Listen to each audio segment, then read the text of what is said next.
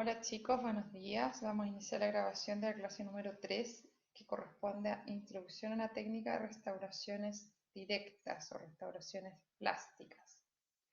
Puntualmente vamos a partir con una pequeña actividad, un caso clínico para que lo lean unos segunditos. ¿Ya? Lo voy a leer. Ahí está la manito para irle indicando. En la entrega del plan de tratamiento integral de su paciente a su tutor de clínica integral de quinto año. Luego de analizar los datos clínicos y anamnesis diagnóstica, enfermedad de caries y gingivitis asociada a placa bacteriana o placa dental, en datos relevantes evidenció lesiones de afracción en los dientes 1.3, 1.4 y 1.5, como lo indica aquí la imagen, y poliobturaciones o polirrestauraciones defectuosas. La paciente le comenta querer un tratamiento estético que le dure el mayor tiempo posible.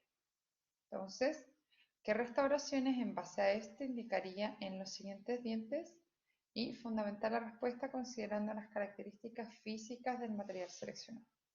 Entonces, evaluando aquí las imágenes que se nos entregan, ¿cierto? Tenemos estas tres piezas dentarias con afracción, que estaría indicado un tipo de material.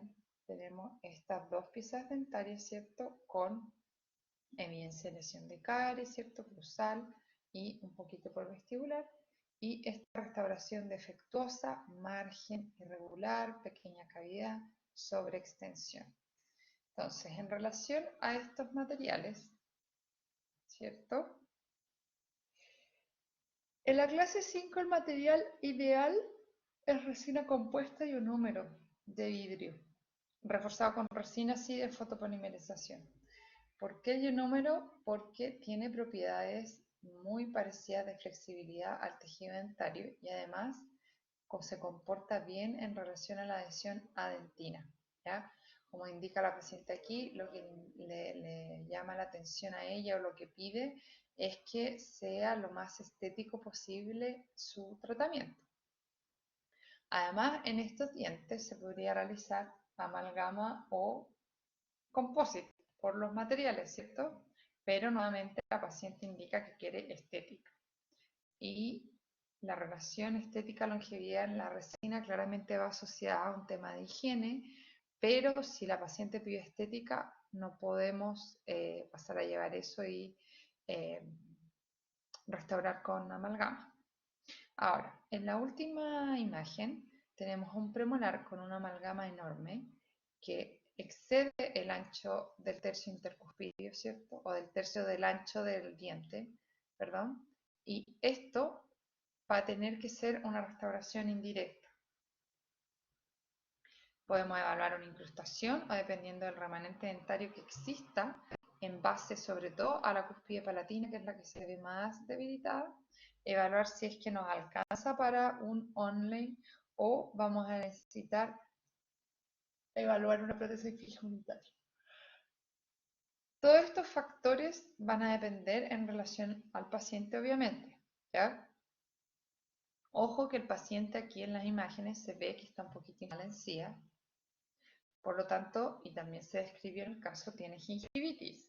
Entonces hay que hacer el índice de higiene oral y ver la necesidad de algún tratamiento periodontal como destartraje o pulido coronario previo al inicio de la etapa rehabilitadora, ¿cierto? También tenemos que considerar eso dentro de la planificación de nuestro tratamiento.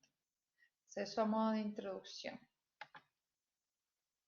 Ahora, el objetivo de esta unidad es realizar correctamente preparaciones cavitarias para restauraciones dentarias directas de amalgama y resina compuesta, con su respectiva restauración, de acuerdo a los principios biomecánicos y funcionales de cada una de ellas en pacientes simulados.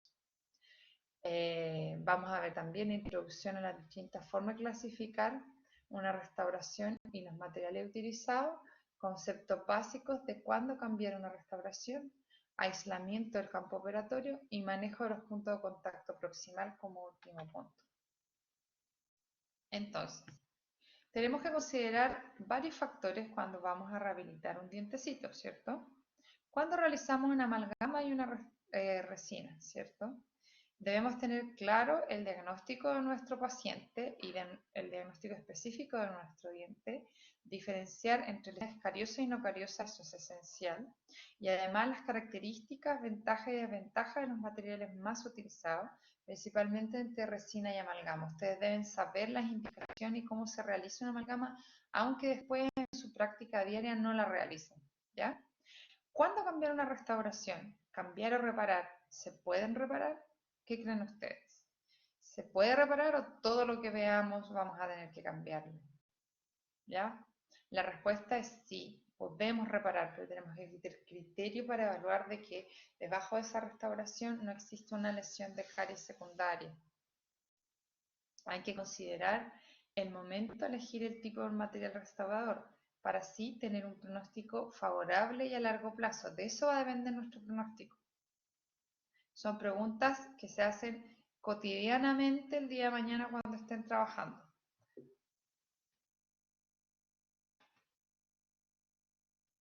Entonces, enfocado en la lesión y diagnóstico de la enfermedad de caries, es que es lo más importante para tener y definir un buen plan de tratamiento, ¿ya? Debemos apoyarnos en exámenes complementarios como la radiografía. Entonces, ¿la radiografía es el único método diagnóstico para diagnosticar caries? No, ¿cierto? Hay otros métodos de diagnóstico a lo mejor no tan efectivos como la radiografía, pero vamos a repasar ciertos conceptos que por ahí deben haber escuchado, como la sensibilidad y la especificidad de un examen, ¿ya? La sensibilidad es la capacidad que tiene este examen de detectar enfermedad cuando la hay, o sea, en este caso sería detectar caries.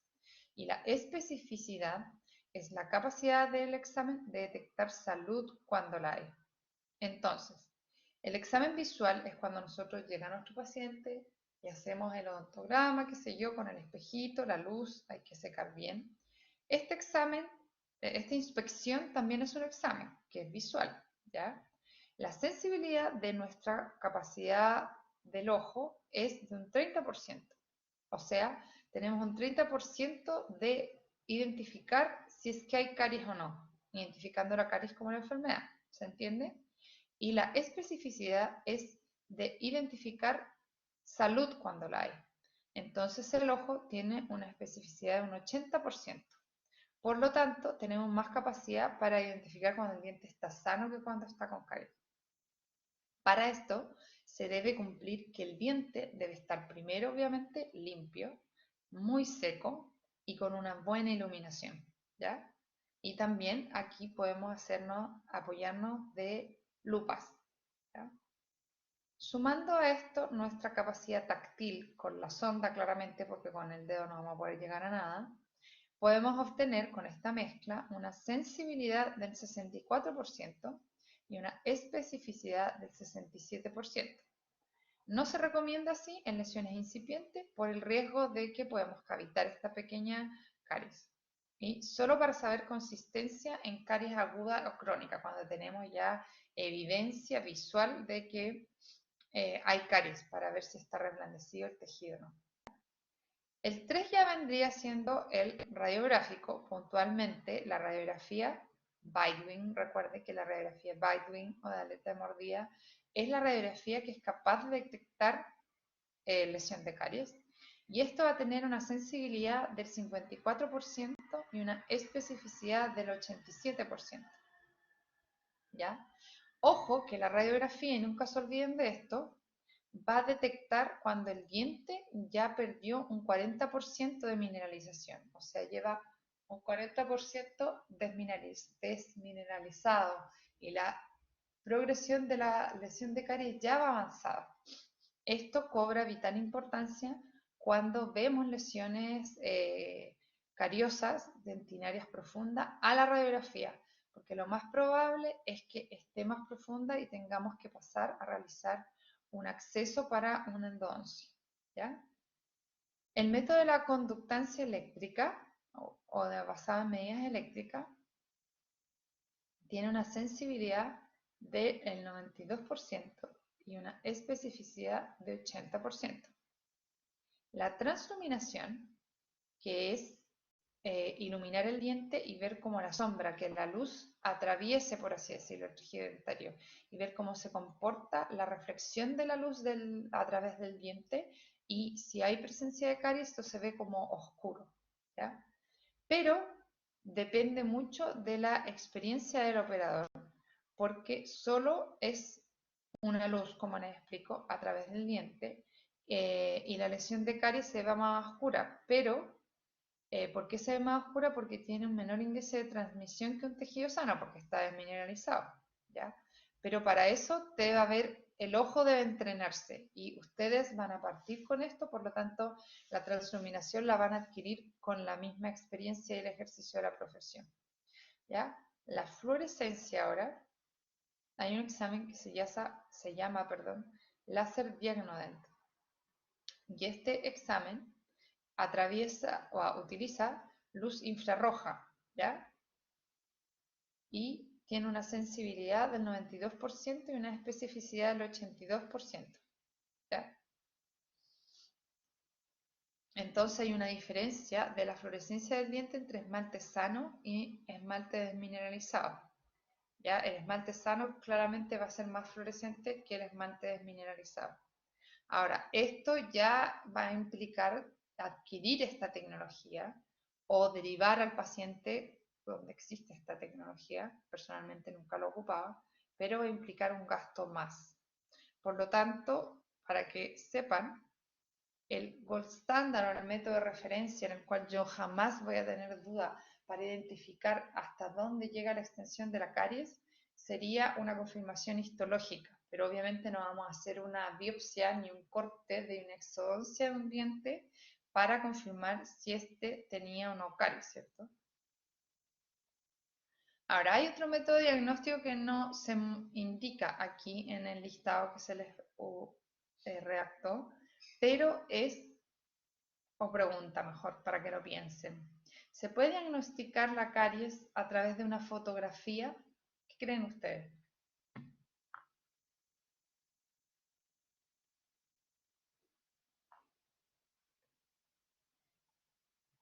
La respuesta es sí, pero lo importante es que, al igual que el examen óptico, debemos tener el, el diente o la cavidad oral limpia, seca, y obviamente debemos tener un equipo fotográfico adecuado y además saber tomar una buena radiografía clínica, lo que es súper importante para sus tratamientos, ¿ya?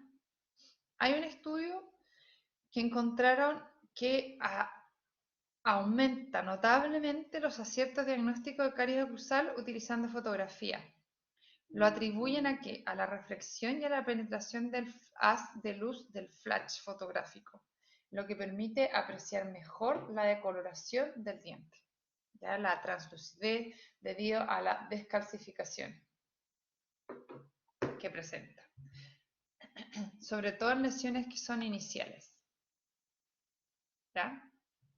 Ahora, lo que hablábamos de diagnóstico, es súper importante que identifiquen las lesiones no cariosas, ¿ya? Y para esto existen varios conceptos que tenemos que aclarar para que no los confundan. La abrasión es el desgaste en los dientes producto de desgaste mecánico anormal, ¿ya? Ejemplo, antiguamente masticar la pipa, andarla trayendo todo el día y genera un trauma y a la larga va a generar abrasión. Usar los dientes como herramientas de trabajo, ¿ya? Y en estas lesiones de abrasión también se asocia un poco a cepillado traumático, ¿ya? Ahora, la abfracción es el desgaste de la estructura dentaria en forma de cuña en relación a la unión amenocementaria, como está acá. Es literalmente un hachazo en el cuello del diente, así se describe también, ¿ya? ¿Y por qué se produce esto? Por fuerzas oclusales excesivas, o sea, trauma, generalmente fuerzas excéntricas. Y esto provoca una concentración de fuerzas en la región cervical, lo que provoca como resultado una flexión y fatiga del esmalte terminando por su desprendimiento. Es porque justo también en esta zona, de manera anatómica, el esmalte es más frágil. Por lo tanto, aquí se concentra la descomposición de fuerzas debido a la sobrecarga oclusal excéntrica por trauma y se produce esta fractura en forma de hachazo, literalmente como se ve ahí. Ahora, erosión y corrosión es el desgaste de los dientes producto de sustancias químicas. Acuérdense, erosión químico, abrasión y abfracción mecánico. ¿Por qué? Por alto consumo de bebidas ácidas o alimentos ácidos en la dieta, como limón, bebidas Coca-Cola, por ejemplo, que es sumamente ácida también, o puede ser que su paciente tenga problemas de trastorno alimentario, como bulimia o anorexia, que también puede presentarse con ciertos episodios de vómito. O también puede ser que tengamos un problema de alguna problema gástrico, que el paciente vomite mucho, y también vamos a tener este tipo de lesiones que se ven acá. Es típico que se presentan en la cara palatina de los dientes superiores, este desgaste marcado, donde se ve como que se eliminó la cara de esmalte palatino y se transparenta la dentina. Esto es típico de los trastornos alimentarios, eso sí, ¿ya? Ahora, la atrición también es mecánico, pero es desgaste por causa dentaria fisiológica o también patológica, pero es a nivel incisal de los dientecitos, u oclusal también se presenta. Y otro tipo de desgaste o lesión, perdón, no cariosa, serían las lesiones defectuosas. Y aquí la pregunta va, ¿se cambian o no se cambian las lesiones defectuosas? Toda pérdida de continuidad de una lesión se cambia siempre. Piense la respuesta y la respuesta es no. No todo lo que yo vea que tiene una pérdida de continuidad, como muestra ahí la sonda en este premolar, va a ser indicación de cambiarlo. A veces, si confirmamos que no hay lesión, debemos confiar en el trabajo previo si es que no lo realizamos nosotros. Y para esto, ¿cómo lo hacemos? Tenemos que tener ojo porque va a depender del material del que estemos hablando, ¿cierto? Por ejemplo, una amalgama no la podemos reparar, pero si una resina compuesta, ¿ya? Si es que está fracturada o no, si el margen es continuo, si esta pérdida de continuidad es en toda la periferia de la restauración o solamente en un punto específico, ¿ya? Si radiográficamente se ve ajustada y obviamente si no hay lesión de caries. Y para esto debemos recordar y repasar los criterios de RIGE, que es la manera de clasificar o categorizar en relación al estado de una restauración, si va a clasificar o no, como para cambiarla, para repararla o para no hacer nada. Ahora, la elección del material a restaurar, ¿de qué va a depender? ¿Ya? Va a depender de muchos factores. Supongamos que vemos a nuestro paciente por primera vez, hacemos el examen, nos apoyamos por nuestros exámenes complementarios. ¿Con esto será suficiente para llegar y elegir el material restauración? Obviamente dejando las lesiones de caries de lado, ¿ya? ¿Qué otras condiciones debemos evaluar? Pensando en que, por ejemplo, un paciente, no sé, clase 2, en un diente 4-7, con una apertura bucal disminuida, ¿eso se debe tomar en cuenta a la hora de elegir el material restaurador o da lo mismo? Sí, obviamente deben considerarlo, deben analizar la posibilidad siempre de aislar, es su primera alternativa.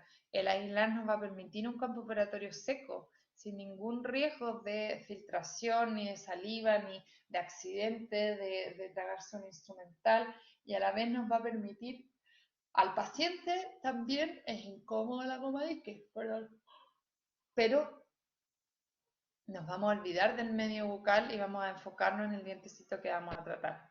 Por lo tanto, debemos considerar dentro de la elección del material La oclusión, el estado oclusal del paciente, si el paciente es de dentado parcial, también va a depender si ese diente es pilar de prótesis o no, si tiene estabilidad oclusal o no, las relaciones de mordida, si tiene guía canina, función de grupo, qué sé yo, si hay sobrecarga o disminución o aumento de la dimensión vertical oclusal, deben considerarlo, ¿ya?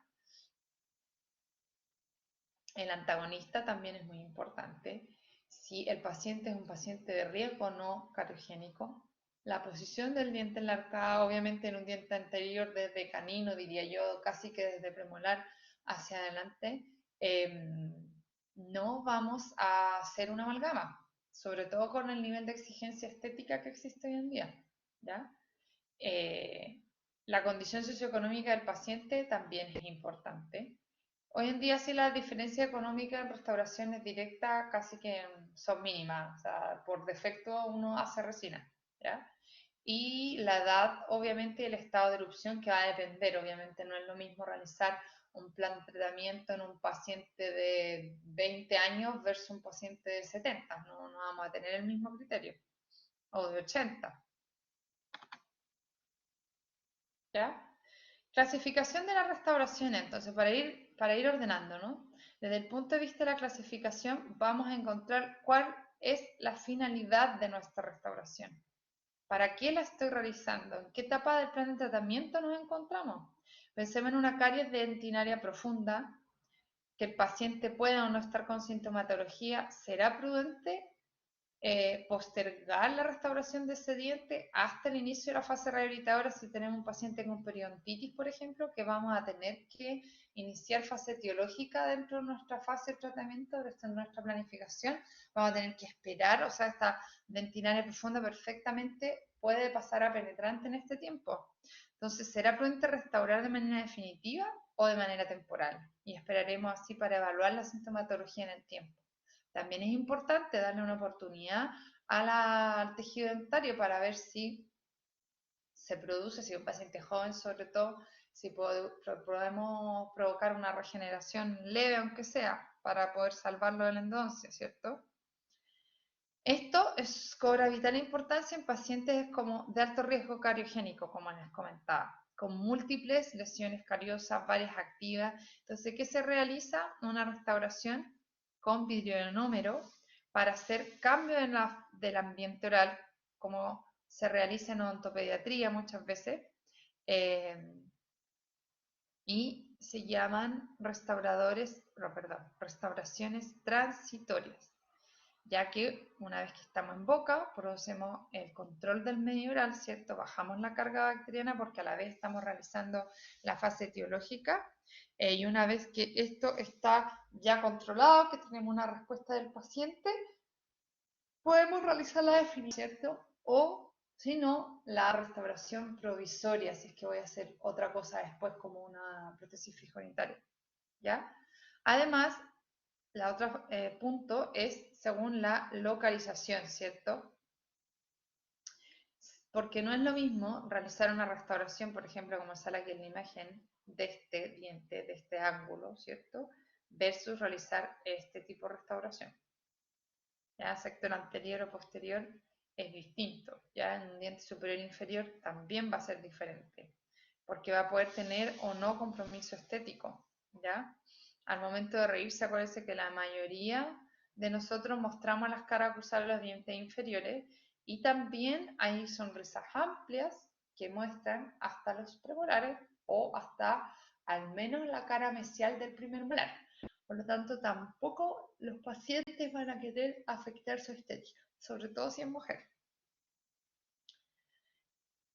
Tercero, la extensión de su restauración. Si va a ser simple, compuesta, compleja, supra, yuxta, o subgingival. También va a influir, sobre todo si voy a poder aislar o no, si voy a poder lograr un campo seco enfocándome en lo que es en resina.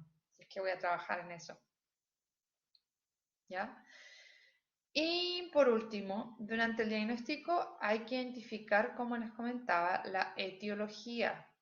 ¿Por qué estoy indicando esto? ¿Ya? En relación a las diferentes lesiones, debemos tener claro del factor etiológico de la lesión que vamos a tratar, el por qué. Esto fue por un trauma, esto fue por caries, esto fue por una erosión o por una abfracción, ¿ya?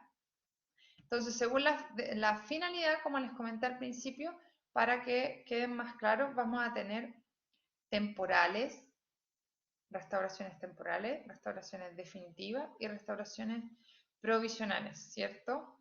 En relación a la localización, vamos a tener anterior o posterior, ¿cierto? O pensando en las fuerzas que van a recibir, si van a ser fuerzas axiales o tangenciales, ¿ya? Según la extensión, simple, compuesta, compleja, lo que hablábamos de supra, yuxta o subgingival, la idea es que no sean subgingivales, ¿cierto? Y la etiología, si es por fractura, caries o finalmente si vamos a realizar un recambio.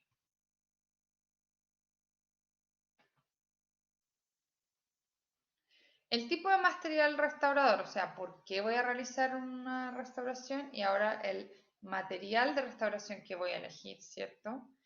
Según el estado en que se lleva la cavidad, ¿ya? Vamos a clasificarla según el aspecto, ¿cierto? El requerimiento estético, según la forma de retención que va a tener el diente y según la longevidad que voy a tener en la boca, o sea, cuánto tiempo va a durar lo que voy a hacer yo en boca. Entonces, el número 1, en relación al estado en que se lleva la cavidad, por eso esta clase es Introducción a las Restauraciones Plásticas, porque las restauraciones directas ingresan a la cavidad en una consistencia plástica. La amalgama ingresa a la cavidad porque es una cavidad retentiva, ¿cierto? Convergente oclusal en etapa plástica y después se convierte en rígida, ¿cierto? Lo mismo pasa con la resina y con el videonúmero. ¿Siempre se puede optar por una restauración directa? ¿Siempre, siempre, siempre? No, ¿cierto? Depende del diagnóstico. La mayoría de las veces podríamos decir, pero hay otra tanta cantidad de casos que no, ¿ya? Pero siempre va a ser nuestro primer criterio diagnóstico, el primer escalón de este ciclo o escalera de la restauración. Y el método indirecto, la inserción a la cavidad es rígida de por sí, porque viene del laboratorio, ¿ya? Tiene ventajas y desventajas, ¿cierto? ¿Cuál es la ventaja? Es que el material alcanza el 100% de su conversión, principalmente enfocándolo en restauraciones indirectas. Si fueran de resina, la resina alcanza el 100% de conversión en relación a las partículas de fotopolimerización, ¿ya? Y además que se trabaja externo, no hay saliva, ¿cierto? No está la lengua, lo que puede entorpecer el trabajo. Por lo tanto, la restauración indirecta se puede lograr un correcto ajuste de márgenes, desarrollar una excelente anatomía, ¿cierto? Y como desventaja tienen que son que se demoran más y que obviamente van a tener mayor costo, ¿ya? Todo esto se puede lograr y además la recuperación del punto de contacto íntimo y el ajuste cervical, ¿ya? Perdón. Entonces, la resina puntualmente es un material que puede presentarse, como les comentaba ya, tanto en restauraciones directas como en restauraciones indirectas, ¿ya? Y llega listo para cementarlo. Obviamente la indicación y los tallados son diferentes. Según el aspecto vamos a tener estéticos y metálicos, ¿ya? Esto va a depender de la percepción de estética, ¿cierto? Pero tendemos todos a pensar que lo estético vendría más cercano a esto, obviamente, a resina, a cerámica, y no estético, metálico o amalgama, ¿ya? El videonúmero, ¿podríamos considerarlo estético? ¿Algo estético? Sí, el videonúmero se considera, pero con un bajo nivel de estética, porque da un color amarillento y obviamente no lo vamos a ocupar para, por ejemplo, una reconstrucción de este nivel. Aquí sí o sí vamos a ocupar resina o vamos a ocupar cerámica, ¿ya? Entonces, según la forma de retención en el diente, vamos a dividirlo en intracoronario y extracoronario, ¿ya? La diferencia es que vamos a tener necesidades retentivas o expulsivas, macro o micromecánicas, según la diferencia del material. Y es importante tener clara la planimetría utilizada. Obviamente no es la misma para amalgamas que para resina, ¿cierto? Para amalgamas debemos tener una confección cavitaria, en cambio hoy en día para la resina manda la lesión cariosa casi, ¿ya? Vamos a tener superficies opuestas, fricción de plano opuesto, interfase de la preparación, ¿cierto? Donde debemos tener clara la función y el objetivo de la cementación. Intracoronaria, entonces, las paredes van a dar la retención, como hablábamos de la confección cárnica. Y extracoronario se retiene con las paredes externas, como abrazando al diente. La posición de paredes son las que dan la retención de este tipo de restauración. Según el tiempo de permanencia en boca, un poquito más extendido, ¿cierto? No podemos pensar en la misma indicación de un tratamiento para un diente que vamos a hacer una resina que para un diente que su tratamiento definitivo va a ser una corona, ¿cierto? Entonces ahí vamos a definir que definitivo, ¿cierto? Y temporal. Temporal enfocándonos en meses y provisional o provisorio es en un par de sesiones, ¿ya? Pero esto es como para ordenarlo. Provisorio es un tiempo más corto que temporal, por así decirlo. Y ahí obviamente no es lo mismo que definitivo. ¿Por qué? Porque, por ejemplo, en tratamientos muy largos, complejos o extensos, o por ejemplo donde se está modificando toda una arcada superior e inferior, el tratamiento provisorio también puede ser temporal, porque los pacientes para ver cómo están a nivel oclusal van a ocupar mucho tiempo los provisorios. Ya digamos meses, hasta un año puede ser el permiso.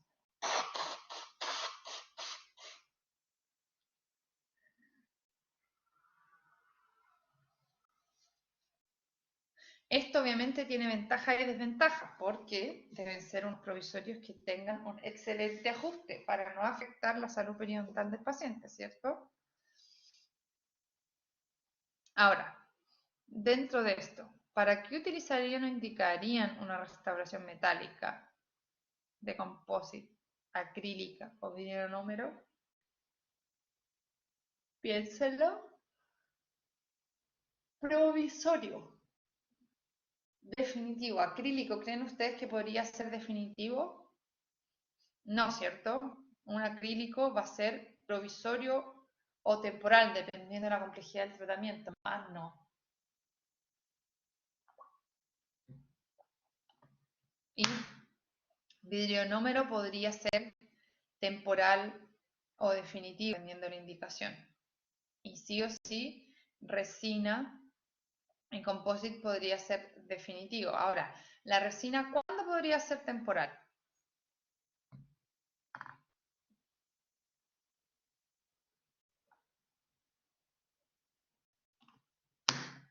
¿Se le ocurre cuándo? La resina podría ser temporal en un diente, por ejemplo, que esté indicado para hacer una incrustación, pero que debido al control dental, la afección de la lesión cariosa invade la periferia del diente, pensando en un margen, a ver aquí como para que se entienda. Este diente, aunque se vea maravilloso, aquí tiene una restauración. Todo esto es resina. Entonces, ¿qué pasa? Y que no pasa poco, ojo, es súper frecuente, que con el periodoncista en la clínica llegamos al consenso que vamos a autorizar hacer en este diente una resina. Para lograr esto, el punto de contacto y reconstruir esta zona interproximal para que no se produzca retención a nivel de la tronera y que mantengamos este punto a nivel de la papila de inflamación crónica, lo que puede llevar incluso a que por empaquetamiento alimentario se genere ahí una reabsorción ósea, un saquito. asociado a la resolución. ¿Ya? Entonces ahí podría cumplir un papel temporal una resina, porque después ahí va a ir una incrustación debido a la extensión.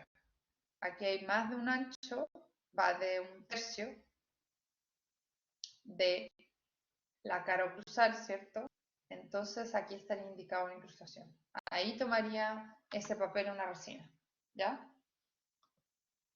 Entonces, como ya venimos hablando, tenemos la amalgama, la resina compuesta y el vidrio número como materiales de restauración plásticos, debido a cómo ingresan a la cavidad. ¿Cómo sabemos cuándo es necesario cambiar una amalgama a una resina? ¿Es por corazonada, por tincada? ¿Ya? No, obviamente hay criterios. ¿Qué criterios que ustedes ya deben saber? Los criterios de RIGE. Deben manejarlos, deben saber qué criterios se ocupan, ¿ya? ¿Qué parámetros se evalúan? ¿Ya? Los criterios de RIGE modificados, ¿ya? ¿Dónde se debe evaluar la tinción, ¿cierto? RIGE, tinción del margen, tinción del material, contacto, ¿cierto? Anatomía, sensibilidad y si hay caries secundarias o brillo. Dependiendo de esto, RIGE clasifica si es que hay que solo pulir, no hay que hacer nada o si hay que cambiar. Y eso deben saberlo. Y se considera como pregunta de control, por si acaso. A este nivel ya deben saberlo. Factores de la selección del material restaurador. Resistencia y estética. ¿Ya? La estética de la restauración es aceptable. Los criterios de RIGE, acuérdense que también ven el color, la tinción, forma anatómica, lo que conversamos en la diapositiva anterior. Y si alguno de estas restauraciones da como criterio Charlie, esta se debe cambiar. ¿Ya? Esos son los criterios de RIGE. ¿La resistencia a la restauración es suficiente de acuerdo al caso? Eso es importante porque cada caso es distinto. ¿Ya? Para operatoria va a ser ideal que los módulos de elasticidad sean similares, ¿ya? O sea, que se flecten igual ante las cargas. Debemos considerar la estabilidad cruzal o la estabilidad cruzal que quiero dar, la que tiene el paciente obviamente y la que quiero dar.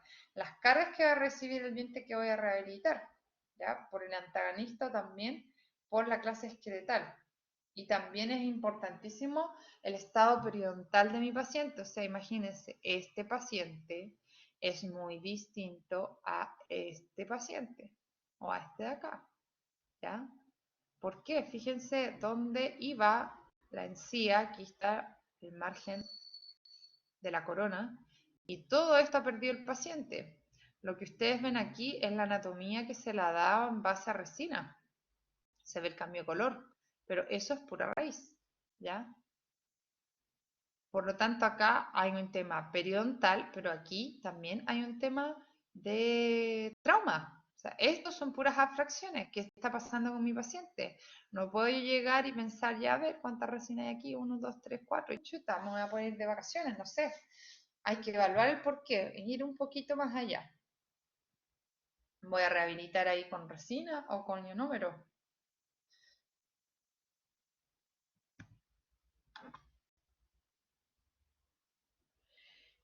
También no olvidarse la extensión, ¿ya? ¿En qué va a influir la extensión? Hacia el margen cervical, ¿cierto? Margen gingival, porque va a influir si esto va a ser supra, yuxta o subgingival, ¿cierto? Hacia proximal, si es que voy a tener una clase 1, clase 2, ¿cierto?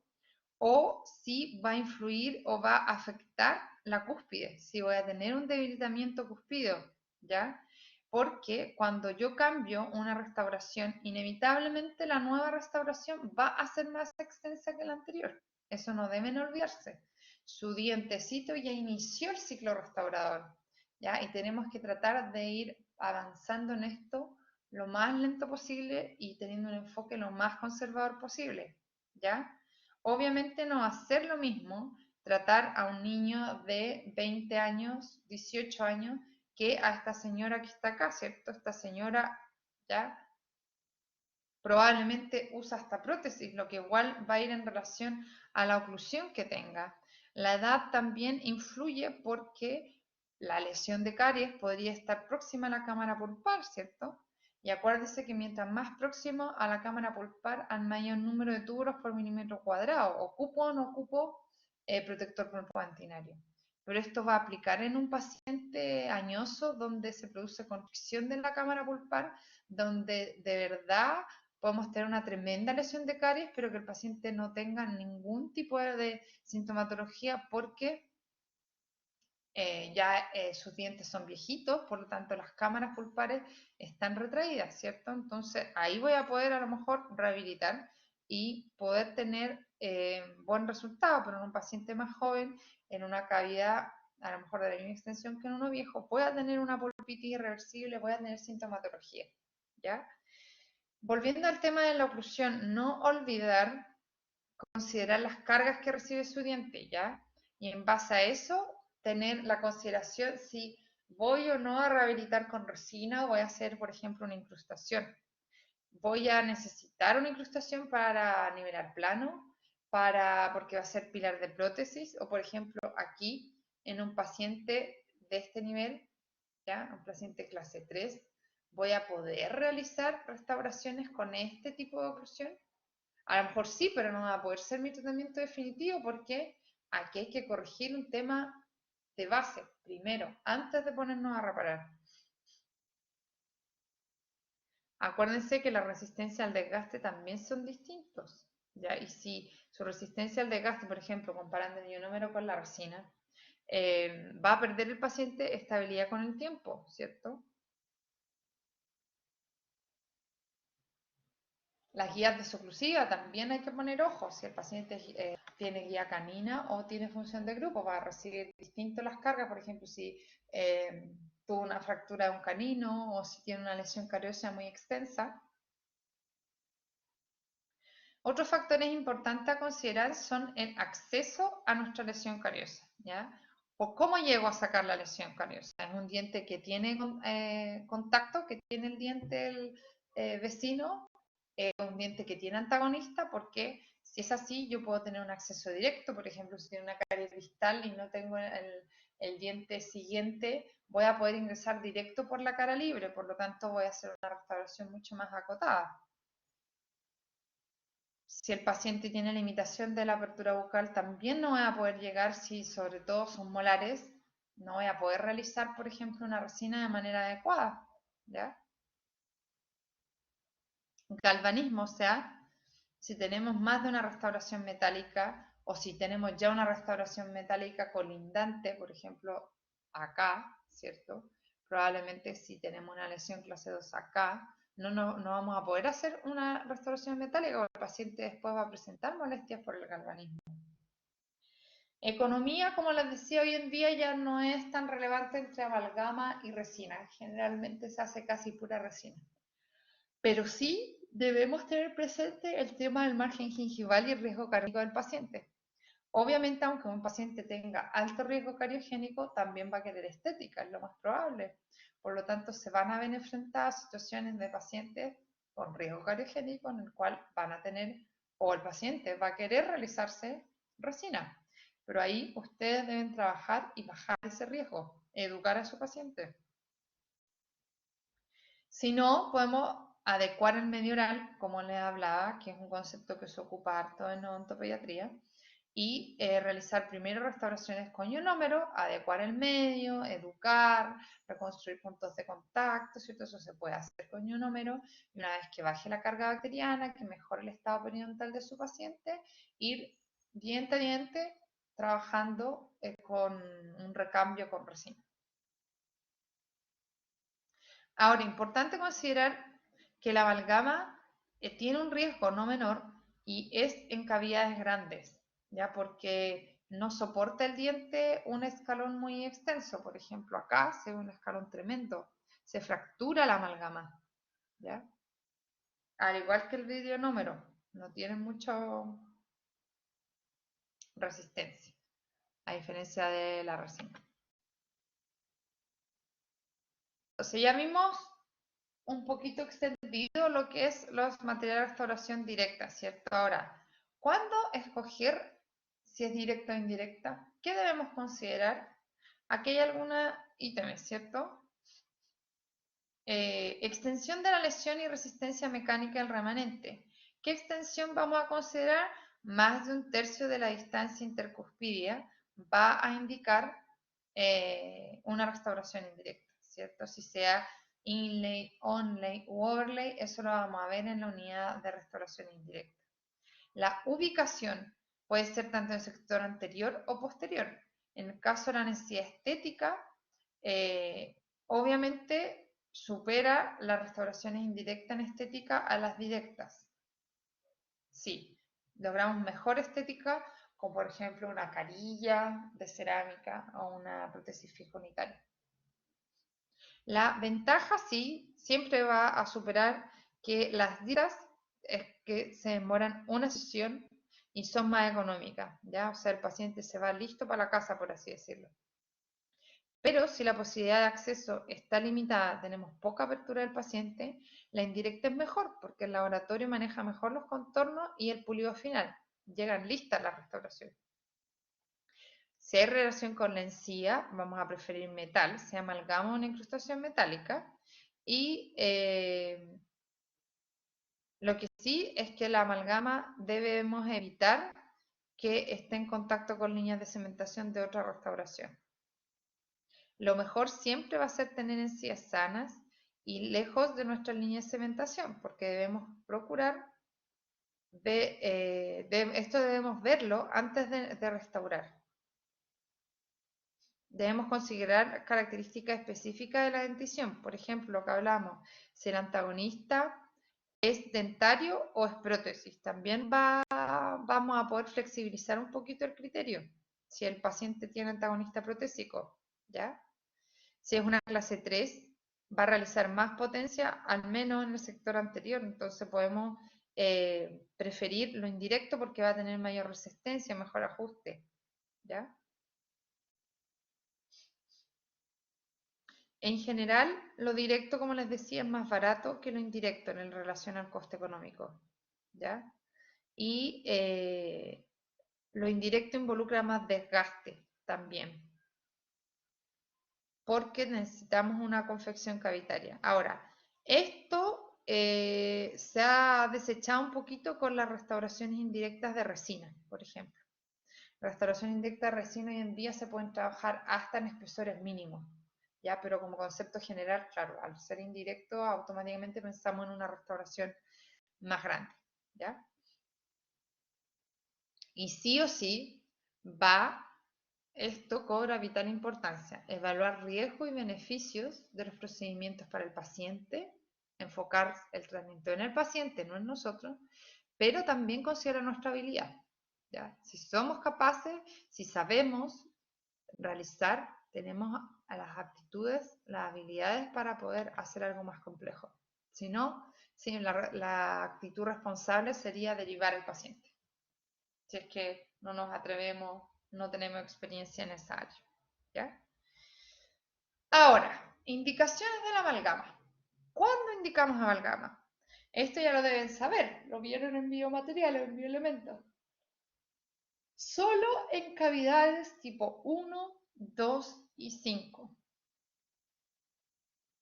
¿Ya? En lesiones pequeñas y medianas sin requerimiento estético, acotándose más a lo clínico, ¿ya? Condiciones económicas del paciente, como vimos, ya no es tan relevante, pero se asocia que la amalgama es más económica.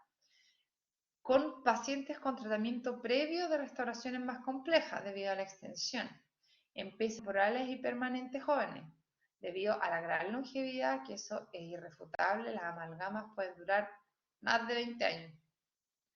Como tratamiento previo en dientes periodontalmente comprometidos, también, pero actualmente más se ocupa vidrio ionómero. Yo creo que por eso esto está con rojo, porque amalgama es como, además que el vidrio ionómero, acuérdense la propiedad que tiene, que libera flúor, entonces también es bastante más pro que una amalgama, ¿ya? Pacientes de difícil manejo, pacientes con mal higiene o con zona de dificultad de la limpieza, ¿ya? Personalmente creo que es mejor preferir un material de restauración que tenga un módulo de elasticidad más parecido al diente, ¿ya? La amalgama no sería, ¿cierto? Una de las ventajas de la amalgama, sí, aparte de que no es muy estética, pero tiene ventajas, es el sellado al borde cabo superficial por la corrosión del material, a diferencia del composite, que es ultra sensible a la boca con pH ácido. Por eso en pacientes de alto riesgo no estaría indicado.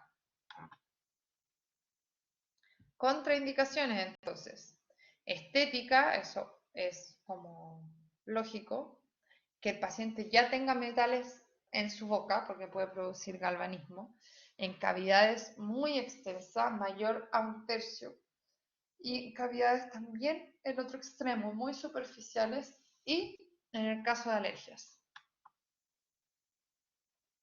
Ahora, indicaciones de las resinas compuestas, ¿ya? En todo tipo de cavidades también se indican extensiones menores a 1/3. Cavidades superficiales también, son estéticas, se trabaja en odontología mínimamente invasiva, ¿cierto? Pensando en el método de retención de las restauraciones y dejando el tema estético de lado, a ver, ¿cuál compromete menos el tejido remanente sano? ¿Y por qué?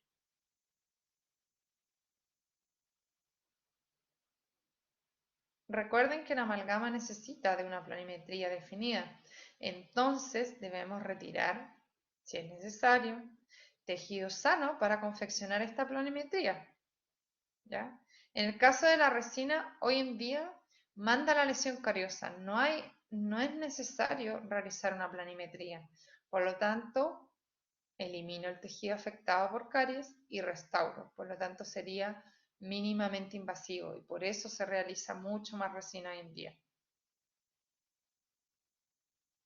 Ahora, si tengo duda de la resistencia del diente, estoy justo en la indicación. ¿Qué indicaría? Amalgama o resina.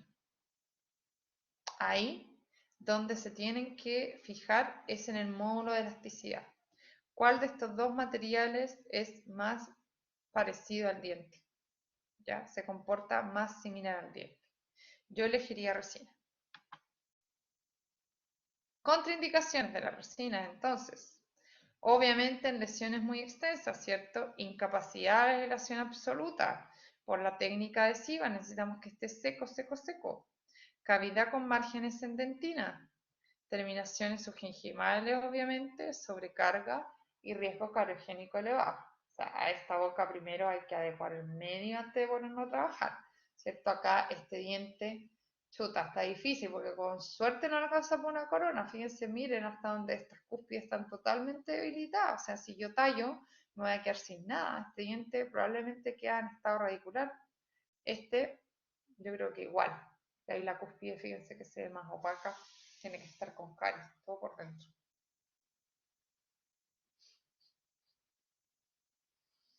Entonces, cuando ven este tipo de lesiones extensa o paciente así afectado, lo primero que debemos pensar es cuánto remanente sano va a quedar al momento de retirar el tejido afectado por caries. Si ese remanente va a tener la capacidad de soportar una restauración directa, no es menor, ¿ya? O mejor, pienso en algo indirecto, donde minimizo los riesgos de fractura y mantengo la relación oclusal, la tabla oclusal y todo, ¿cierto? Acuérdese que por un tema de adhesión de la resina, usted puede hacer un diente entero en resina, pero el tema es cuánto va a durar eso, ¿ya? Y que además eso no está indicado, ¿ya?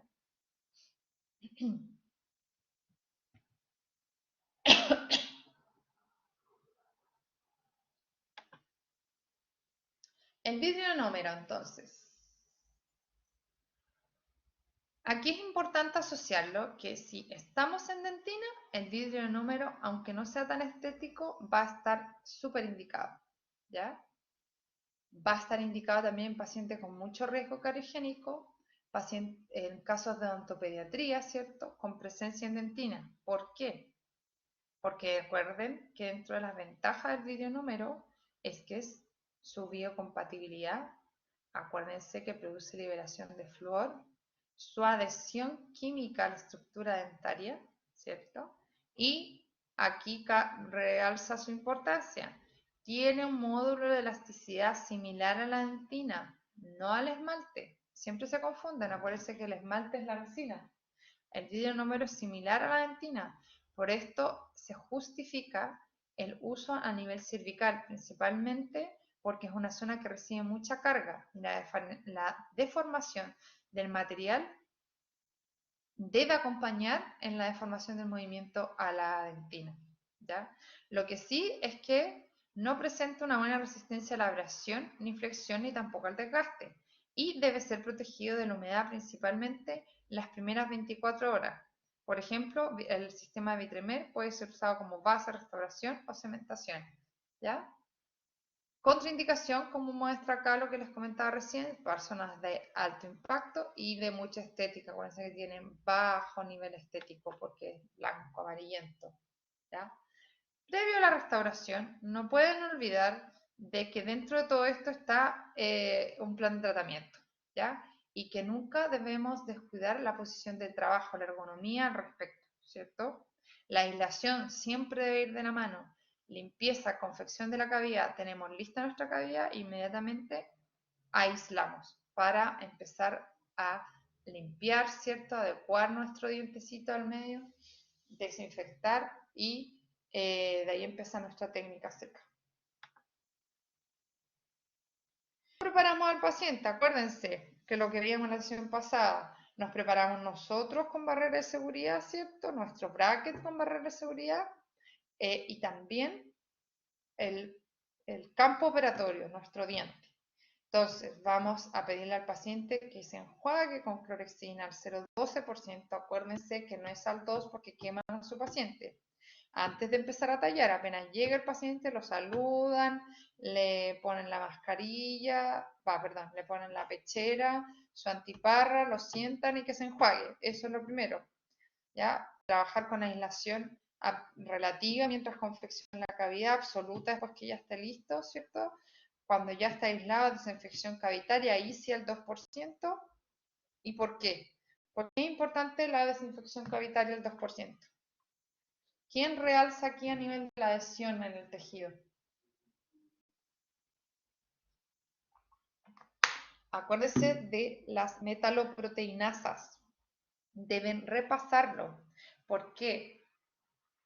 Permite una correcta desinfección cavitaria. Neutraliza y elimina el efecto de estas metaloproteinasas, ya favoreciendo la adhesión a largo plazo. ¿De qué? De la resina, permitiendo una mantención de la capa híbrida. Ahí tienen importancia la capa híbrida, el soplo, ¿ya? Y después tenemos que ver si voy a necesitar o no protector pulpo-dentinario y de qué tipo, ¿ya?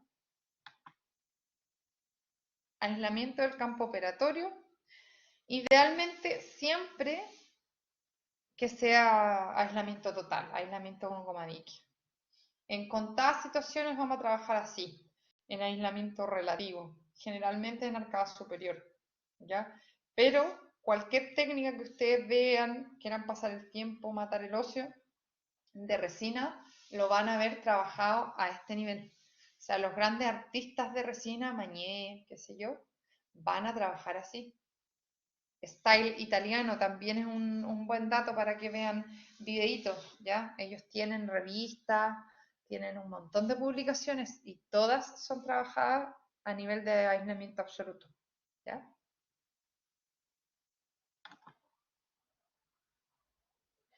Aislamiento relativo existen varios elementos para facilitarnos la vida, ¿cierto? Tórulas, triángulos secantes, eyector, el eyector siempre en boca, no debe salir.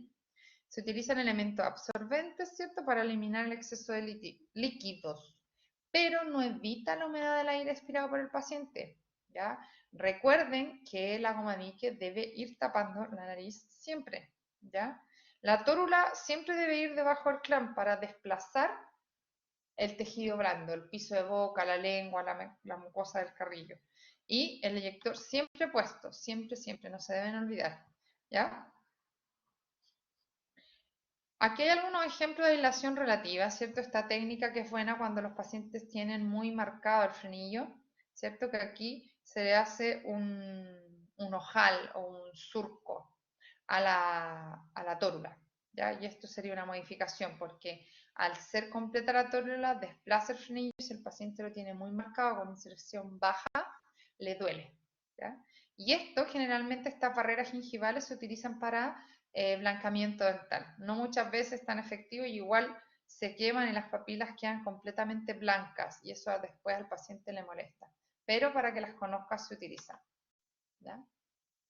Esta es una dilación absoluta correctamente realizada, pero acá, fíjense, ojo, esto está mal porque el vapor de aire igual sale por la nariz. Debe taparse siempre la nariz, ¿ya? Ventajas del aislamiento absoluto. Vamos a tener mayor visibilidad e iluminación, aísla el ambiente de la flora microbiana, separa o contiene el tejido blando que rodea el diente, lo que les decía, evitamos accidentes por tatuaje, por decirlo de manera bonita, de la mejilla o ni de lo que era dañar el piso de boca, que sangra mucho. Lograr y obtener un campo seco siempre facilita la aplicación de medicamentos ácidos irritantes como el ácido ortofosfórico, ¿cierto? Y evita aspiración del material. Recuerden siempre aplicar el hilito amarradito, no solamente en pediatría. Es importante que lo incorporen como dentro de la técnica. Ven, aquí está. Ahí está el aislamiento diente unitario, ¿cierto? Y de arcada. Sobre todo, es importante identificar previo a que se lancen con el aislamiento si vamos a aislar un solo diente o más de uno. ¿Pensando en qué? En que si tenemos una cavidad que tengamos duda que puede ser compuesta, mesialo-distal, para dar la anatomía vamos a necesitar aislar más de un diente. ¿Cuándo aislaríamos solo un diente? Generalmente es cuando trabajamos en endodoncia. ¿Ya? ¿Por qué? Porque la ventaja de trabajar siempre con aislación absoluta es que en cavidades profundas tenemos, como le decía yo, el riesgo, la clase pasada, de pasar de un ambiente semicrítico a un ambiente crítico, ¿ya? Porque vamos a comunicar con cámara donde tenemos una cavidad estéril, que es la pulpa dentaria, y donde vamos a tener sangrado. Por lo tanto, al trabajar con aislamiento absoluto, nos garantiza que si hacemos una perforación debido o comunicamos en realidad, vamos a poder, incluso podemos trabajar si el paciente es joven, podríamos hacer un recubrimiento directo porque además no va a contaminarse el tejido pulpar con el medio oral, ¿ya? Y en estos casos siempre, o sea, paréntesis, idealmente siempre trabajen con fresas estériles por este riesgo, ¿ya? No solamente si tienen la duda.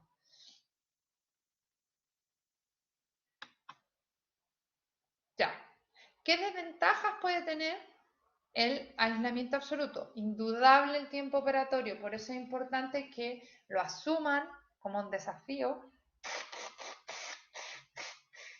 ¿verdad? Y lo incluyan dentro de sus rutinas. Desde ahora, mientras más lo practiquen, más fácil va a ser para ustedes, ¿ya? Realizarlo después y facilita la vida. De verdad que es muy cómodo trabajar con aislamiento absoluto. Desgarro de papilas, sí, lamentablemente pasa que el tejido blando queda al servicio de la odontología. Entonces vamos a necesitar usar anestesia. Miren, fíjense aquí cómo quedó irritadito. Pero lamentablemente hay que usarlo. Y lo otro importante y no menor es la hipersensibilidad al látex. En la entrevista a su paciente deben incluirlo. Ya esto hay en la clínica disponible. Es goma dique libre de látex. Es como de silicona. No tiene nada de látex. Es mucho más densa. Pero puede provocar este tipo de reacción anafiláctica. Incluso hay pacientes que no saben. Es difícil, sí, pero hay pacientes que tienen distintos tipos de hipersensibilidad. ¿Por qué? Porque hoy en día todo tiene látex. Entonces, los vasos plásticos, el eyector, todo tiene un porcentaje de látex. Entonces, si el paciente tiene una hipersensibilidad leve, no se va a dar cuenta hasta que le saquen la goma y tenga roja la cara, ¿ya? Pero de todas maneras hay que incluirlo porque si el paciente por ese motivo nunca en su vida ha estado expuesto al látex, La primera reacción va a ser con la goma dique y va a ser una reacción anafiláctica que puede comprometer vía respiratoria y hay que estar preparados para, en este caso, paciente con riesgo vital, iniciar el código azul o la clave azul y trabajar desde ahí en adelante con guantes de vinilo o de nitrilo. ¿Ya? Otro problema común que no está aquí enunciado es el desgarro de la goma dique, ¿ya? Y que además el tiempo operatorio, obviamente, como les comentaba, en relación a la destreza del operador. Materiales utilizados para esto, aquí están todos, la goma dique no está, pero se utiliza, obviamente. Los clamps, seda dental para amarrar los clamps y a la vez para ajustar interproximal de la goma. Perforador y portaclamp, ¿ya? Ahí hay distintos números de clamps, ¿cierto? Los portaclamps, el perforador que está aquí también se ve de perfil. Aquí hay dos tipos de portaclamp, recto y curvo. Este curvo también se utiliza para los anillos del Palodent, que se lo voy a mostrar ahora. Y aquí hay arco de Young plásticos y distintos portes de goma dique, ¿ya? Hay distintas técnicas, o sea, en realidad son dos técnicas, la de un paso y la de dos pasos, ¿ya? Pero la idea es probar el clamp primero, ¿ya? Perforar la goma dique. Y tenemos, como les decía yo, la técnica de un tiempo y de dos tiempos, ¿ya? Aquí dice que la de un tiempo se lleva todo junto a la boca, así. Se perfora, se carga el arco de Young, se posiciona, ¿cierto? Más o menos donde va a ir mi clamp y ¡pum! Todo en boca. Pero esto necesita obviamente mayor destreza. Aquí sí lo que le faltó fue el hilo dental. Ahora, en dos tiempos se ubica en clamp en posición, o sea, el clamp en el diente, y luego se lleva la goma dique montada en el arco de Young y se pasa por el clamp. Pero esto discrepa un poquito. Yo sugiero de que en dos tiempos realizarlo de que la goma dique va al diente y después se carga el clamp sobre ella, porque si no la probabilidad de desgarro es mucho mayor. Ahora, como sugerencia o tips, es bueno lubricar la goma dique con vaselina o jabón líquido para, vaselina es más cómodo, la perforación para que no se desgarre tan fácil, la perforación de la goma dique, ¿ya? El hilo dental que nos va a servir para pasar la goma y fijar el límite cervical. Muchas veces se nos hace más fácil hacerlo en cervicales los anteriores, más que en los posteriores, porque obviamente vamos a tener y necesitar mayor estética, ¿ya? Y importantísimo también, ya se los comenté, el hilo dental para que el paciente no se vaya a tragar el clamp. Lo que falta aquí no está puesto el hilo dental, ¿ya? Ya. Este material maravilloso que se ve ahí también está descrito como aislación absoluta, pero no cubre la nariz, por lo tanto en endodoncia no estaría permitido. Esto estaría más transable a nivel de una restauración estética, ya, o de blancamiento. El gran pero es que esto es del laboratorio Ivoclar, ¿cierto? Viene con esos dos anillos, un anillo interno y uno externo, como se ven ahí, ¿cierto? Se llama Optadram, pero el Optadram es un poco elevado su costo. Claro, usted me va a decir aproximadamente 1.300 por cada uno no es tanto, pero si lo multiplica por su cantidad de pacientes, se eleva, ¿ya? No se vende mucho porque no tapa la nariz, entonces reducimos su aplicación a blancamiento, como les comentaba. Ahora, antes ya vamos como en la última etapa de la clase, en relación a cómo hacemos el contacto proximal. Chicos, esto es vital. Yo diría que es uno de los puntos débiles de ustedes, de todos cuando partimos, pero es el punto débil de las restauraciones. Fíjense acá, miren. Aquí hay lesión de caries, donde están indicadas el circulito rojo, ¿cierto? Yo voy con el dedito, acá hay lesión de caries, acá también, aquí y acá, ¿ya? Estas dos son consecuencias de no lograr un buen contacto interproximal. Aquí hay un hombro de obturación, ¿ya? Y aquí hay una zona proximal. El ideal es que quede la reconstrucción de la anatomía lo más similar posible y tengamos solo un punto de contacto. Aquí hay una lesión activa, eso hay que eliminarlo, ¿ya? Entonces, ¿qué va a provocar esta falta de anatomía o de ajuste? Va a provocar sí o sí empaquetamiento alimentario, ¿ya? Y un hombro cervical, como les decía. Se altera el contorno del diente y debemos ser responsables y siempre que lo alteremos, devolverlo. ¿Con qué? Con un punto de contacto, ¿ya? Si no se provoca que no dejamos el punto de contacto, queda un diastema, ¿ya? Por lo tanto, ahí sí o sí va a haber impacto alimentario. O el otro extremo es que dejamos en vez de un punto, un área de contacto, ¿cierto? Entonces queda este hombro de obturación que deja como un techito donde los restos de alimento y la placa bacteriana ahí se acumulan y generan ahí uno, lesión, y dos, pueden generar hasta una saquito, problemas periodontales, ¿ya? Porque es un punto de inflamación crónica debido a esto. Entonces, aquí estamos.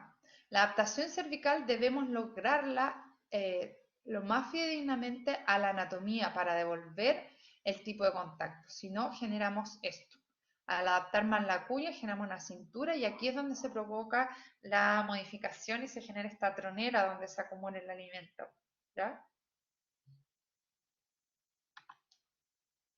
¿Con qué lo logramos? Con este tipo de instrumentos en primera instancia, la banda matriz, ¿ya? Que idealmente tipo Toffelmayer, como se muestra ahí, para que quede lo más cómodo para el paciente. ¿Ya? Esto se ajusta ahí, y aquí estaría la mejilla. ¿Ya? Entonces, vamos a usarlo para cavidades compuestas y complejas, ¿cierto? La colgación de una banda metálica nos va a permitir la condensación del material. Se utiliza sistema de portamatrices y se usa sí o sí cuñas. ¿Ya? Este portamatriz que está acá lleva ahí asociado una cuña en relación a la dimensión que vamos a utilizar. Ahí están los colores, ¿cierto? Y nos va a ayudar a contener el material restaurador y a devolver el contorno de la anatomía del diente, ya que no todos son iguales, ¿cierto? Cada vez que tengamos clase 2 debemos ocupar este sistema. Y si no, estas bandas seccionales contorneadas que traen un poquito mejor ajuste que la recta que viene como si fuera un scotch. ¿Ya? Así se debería ver, más o menos, con las cuñas.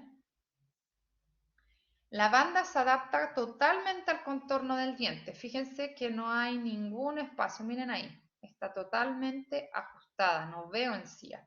¿Ya? La cuña nos va a asegurar que el material restaurador no pasa cervical. La idea, su objetivo es transformar esta clase 2 MOD en una clase 1. Entonces lo primero es compactar hacia el cajón, hacia cervical. ¿Ya? A pesar de esto, existe una alta probabilidad de generar un hombro. ¿Ya? Porque la forma de la banda no es el contorno que tiene la pieza dentaria, porque si se fijan, esta banda es recta completamente y las caras proximales de los dientes no son rectas, son convexas, ¿ya? Entonces, ¿qué se sugiere? Precontornear esta banda, darle un poquitito de anatomía, de convexidad, para poder mejorar la adaptación y que no nos quede esta área de contacto, ¿ya? O también ocupar estas variaciones de sistema banda matriz que nos permiten ajustar un poquito mejor la banda, ¿ya? O trabajar con el sistema ideal de bandas seccionales, que es lo que se ve acá, ¿ya? Este es el sistema de bandas seccionales conocido por la marca Paloden. Hay varias alternativas, pero este es el sistema. Aquí, si no lo alcanzan a ver, está la bandita seccional con el anillo y con la cuña. Ahora, lo pro de estas banditas es que vienen ya precontorneadas con la convexidad que tienen, ¿ya? Viene curva en sentido vestíbulo palatino y mesiodistal. Además, el anillo se logra adaptar mucho mejor que la banda, que el portamatriz, ¿ya? Pero, ojo, que la cuña se debe usar sí o sí, ¿ya? Este sistema presenta mucho mejor adaptación a la cavidad, da una mejor visualización del campo operatorio, nos permite trabajar mejor, también requiere de cuña, el pero es que es un poco más caro y necesitamos el portaclán para poder posicionarlo, porque este anillo tiene que abrirse para poder ingresar aquí, las patitas, al espacio interproximal. Y lo que genera es que como que se abre mínimamente este espacio y nos queda ultra ajustado, ¿ya? Esta es una modificación de los anillos y estas patitas son siliconadas, lo que me permite que tengan mucho mejor ajuste. Y esta lengüita que le pusieron aquí a la banda es la misma banda que está acá, pero que tiene una pestañita para facilitarme el retiro, ya porque quedan súper ajustadas, entonces generalmente uno las tiene que sacar con portaguja, ya porque después logramos tal anatomía y tal ajuste cervical que no lo podemos sacar, ¿ya? Tienen un gran ajuste, eso es lo importante, ¿ya? Estas a veces cuando el diente es un poco cortito, como son más altas, tienden a desalojarse, pero se usan porque logran un muy buen ajuste, fíjense acá, ¿ya? Ahora, esto siempre he trabajado con aislamiento absoluto, fíjense, todos con goma Dick, ¿ya? Y aquí se ven otros sistemas, ¿ya? Esto es solo banda o banda cuña, la banda convencional, fíjense que queda recto, ¿ya? Pero deja una óptima adaptación. En esta foto al menos se ve bien. Pero, ¿qué pasa en este caso? Miren, aquí están usando lo que es la odontología adhesiva al 100%. Miren el nivel de desgaste que tiene este diente, pero van a realizar una restauración directa. Podría ser refutable, podríamos hacer ahí una incrustación, ¿cierto? Pero acá van a realizarlo y con aislamiento absoluto. Fíjense la profundidad que tiene este escalón. Ajustaron muy bien la goma dique. Y aquí miren la constricción cervical propia de este diente y todo esto lo reconstruyen y lo adaptan, lo contornean con esta banda y con el anillo. ¿Ya? Esto es lo que provoca la banda. Fíjense que la separación de acá es mucho mayor, por lo tanto, si no tenemos un sistema de cuña que replique esta convexidad, nos va a quedar recto el diente, ¿ya? Entonces, esto es el objetivo de la cuña, adaptarla al nivel cervical para que el material restaurador se compacte aquí y no me genere un empaquetamiento en un hombro de restauración a ese nivel.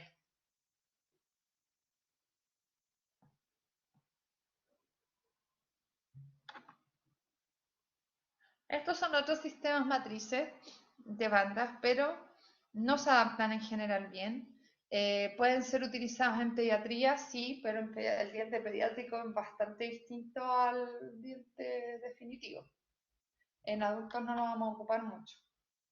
Así se ven las bandas seccionales, chicos. Fíjense que son curvitas, vienen en 3 tamaños. Aquí se ven los 3 tamaños y así es el anillo. Y esto es lo que se debe abrir. El portaclamp se posiciona acá para que esas patitas se abran e ingresen a esta zona. Así se ve de lado. ¿Ya? También sirve para cavidades MOD, ¿cierto? Y se ve el completo ajuste. Existe el sistema Palodel y también Unimatrix. ¿Ya? Vienen precontorneadas y en distintos tamaños, ¿ya? Ahora, lo importante es que si tenemos un diastema, tampoco podemos volarnos y rehabilitar ese contacto. Deberíamos adecuarnos a la anatomía del paciente. Si el paciente tiene diastema, dejarlo con ese diastema, pero con un buen contorno, ¿ya?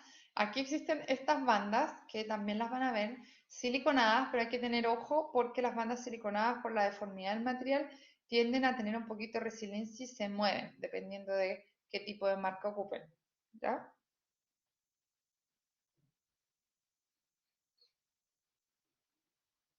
Ahora, lo importante es que esto nos logra mucho mejor adaptación si tenemos la extensión correcta de la corona, del largo coronario, y evita que muchas veces se desaloje, ¿ya? Tiene mayor retención. Así se ve de arriba. MOD, y aquí es con las aletitas, como les comentaba. Y fíjense que ahí va entrecruzadas y abajo, ahí, y acá se ve las cuñas. Y después de todo esto, después de la aislación es que se ponen las bandas, ya no antes, obviamente. Y en sector anterior, que acá están ocupando celuloide, o también después del aislamiento para reconstruir un contacto y mejorar la anatomía, también se puede trabajar con teflón, ¿ya? Dependiendo del caso. Ya chicos, hasta aquí llegaría la clase de hoy. Va a quedar grabada la clase y espero que tengan una muy buena semana. La próxima clase ya es más en relación a los materiales de restauración. Que estén muy bien. Voy a dejar de grabar.